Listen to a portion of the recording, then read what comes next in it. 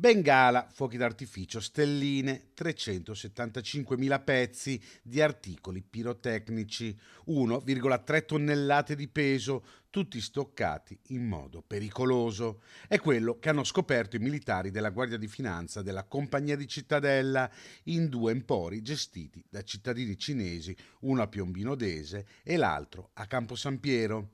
Articoli irregolari dal punto di vista della fabbricazione, ma conservati in magazzini adiacenti ai negozi, senza il rispetto delle regole stringenti dettate dal Ministero dell'Interno sulla detenzione di materiale esplodente. La nostra attività ispettiva si è concentrata in modo particolare nel verificare che tutte queste norme di sicurezza venissero rispettate. In tal caso sono stati trovati tali materiali accatastati in maniera non conforme, tale da rendere pericoloso il prodotto in sé. Quasi 400.000 euro il valore della merce sequestrata. I due titolari degli empori sono stati denunciati per fabbricazione e detenzione di materiale esplodente, ma anche per il mancato rispetto delle regole di sicurezza sui luoghi di lavoro, per la presenza di un estintore coperto dagli articoli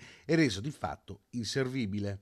Dalla Guardia di Finanza l'invito alla prudenza nell'acquisto di questi articoli in vista del Capodanno. Invitiamo il consumatore a guardare sempre in maniera attenta le confezioni, gli imballaggi di tali prodotti, che queste non vengano che siano sempre integre, che non vengano venduti pezzi singoli che potrebbero in tal caso lasciare spazio al dubbio che tali materiali possano essere stati in qualche modo manomessi o comunque custoditi in una fase precedente in maniera non sicura.